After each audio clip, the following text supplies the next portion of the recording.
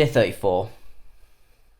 The more I've meditated and the more books I've read on the topic of the mind, and the more I've just grew in general awareness, I've realised that the mind is just so full of shit. Like, just think every time something happens, instead of seeing the circumstance just as it is, we start telling ourselves a story about what it means, how we should feel, how we shouldn't feel, how this ties into the grand scheme of life and all this bullshit. And we've been doing it for so long that we just buy into whatever reason our mind gives, even if it's complete bullshit. Like, how many times have you messaged a friend and they didn't get back to you? So you start telling yourself, oh, maybe they don't like me, maybe they don't care, uh, blah, blah, blah, blah, blah. And then you get a message maybe a week later and like, oh, sorry, like, I was going through this thing and I just wasn't on my phone or I didn't see the message. But at the time of it happening, you believed all of these stories that you were telling yourself. And it turned out none of them were true. And that's just a tiny example. Imagine how many things happen a day, how many things have happened across our lives that we've told our story about what this means for it to just be complete bullshit.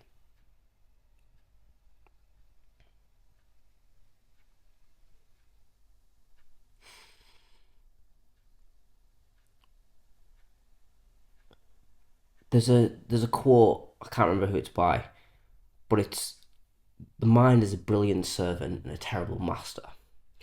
And for so long it has been my master. I listen to whatever it says and I believe it. But it doesn't actually serve me because a situation happens and then 10 minutes, 2 hours, 3 months later, my mind's still replaying that situation and getting anxious or in fear or just telling me stories that don't matter. And I think this is a great thing about meditation is that once you begin to just observe your experience, observe the thoughts, observe the feelings that you have, and not attach to them, not make them mean anything, not try to change them, but just watch them. You realize how much of our experience is tied up to these stories that we have. Like when we have fear, I use the example of cliff jumping, right? As you get towards the edge of a cliff, you're just in a you look down at the water, it's pretty far, and then your mind starts telling you all of these reasons like, oh, what if you've slipped? What if the water's shallow? What if? And the more you listen to it, the more you believe it, and the more fearful and anxious you end up getting. Now, two things can happen from that point. You either jump anyway and realize that all of that shit that your brain was talking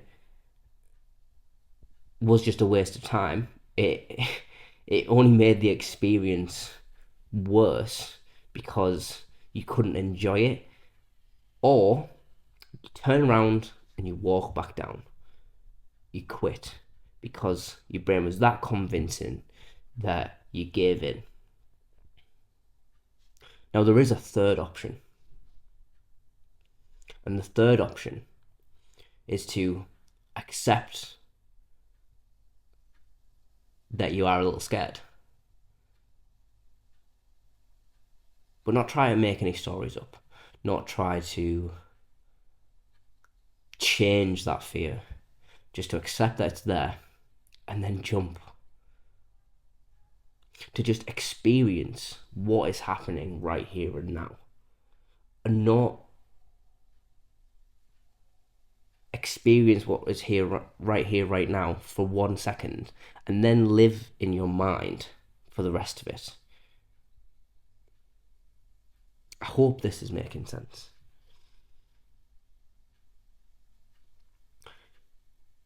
Just try it today. Just observe when something happens. Maybe someone bumps into you, maybe, I don't know, you have a disagreement with someone you love. Maybe it could be anything, right? And just watch all of the bullshit that your mind comes up with to try and rationalize what is going on, to try and explain and justify it, and package it up into like a neat little box with a bow on top of this is happening because of this. It is truly profound when you catch yourself in the moment of telling yourself a story. And the more you're able to catch yourself, the more you're able to detach and just experience things as they are. So yeah, grateful for another day. Thanks for listening. I love you.